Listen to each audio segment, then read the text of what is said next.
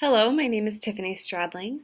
I am a PMHNP MSN student at EKU, and today my presentation is entitled Motivational Interviewing to Improve Medication Adherence in Patients with Schizophrenia Spectrum Disorders.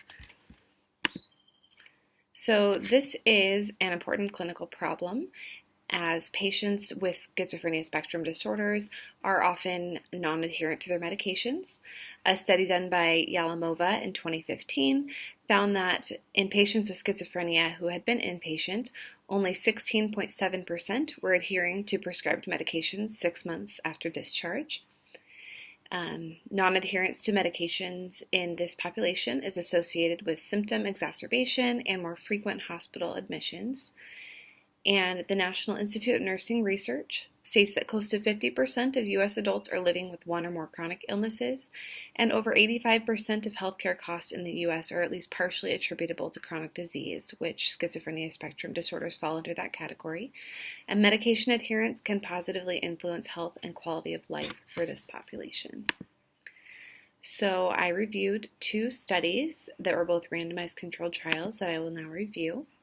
The first study was performed by Chien, Mui, Chung, and Gray, and they did a study with 114 patients that were divided and randomly assigned to two different groups, either an 8-session course of adherence therapy plus usual care, or usual psychiatric care.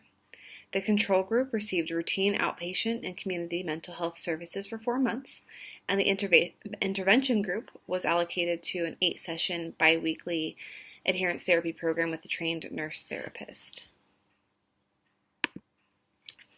So the outcomes that were measured were medication adherence, symptom severity, insight into treatment, hospitalization rate, and functioning, and these were measured at baseline and 6 months post-intervention.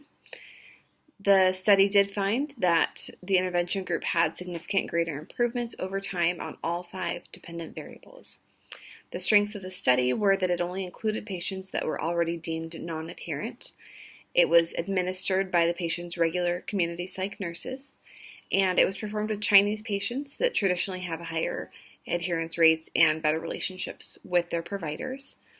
The limitations were that 50% of the initially identified patients were not eligible. The sample was mostly full or part-time employed people with a short duration of illness and good family support, which isn't always the case, of course.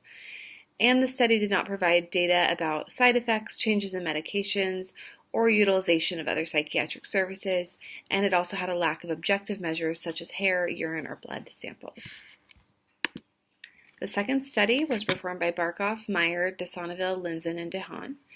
Also a randomized controlled trial with 114 patients that were randomly assigned to either motivational interviewing, 5 to 8 sessions, or 5 to 8 sessions of general health education.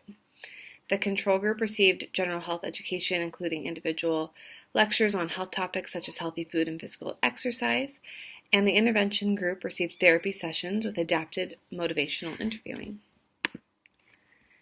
The main outcomes, including medication adherence, attitude toward medications, hospitalization rates, severity of psychopathology, and cannabis abuse, were measured at baseline and 6 months post-intervention. The study did find that overall there were no significant differences between the two groups except in certain subgroups, including females, those less than 35, and cannabis users. The strengths of the study were that it only included patients that were deemed non-adherent. The control group received active intervention, so the effects were not influenced by the amount of attention that either group received. It used both subjective and objective outcome measurements, and the study was able to identify possible characteristics of patients for whom motivational interviewing can improve medication adherence. The limitations were that there were small subgroups, and it was not randomized based on the subgroups. The motivational interviewing and health education therapies were performed by therapists that were not otherwise involved in the patient treatment and care. There was no correction applied for multiple comparisons.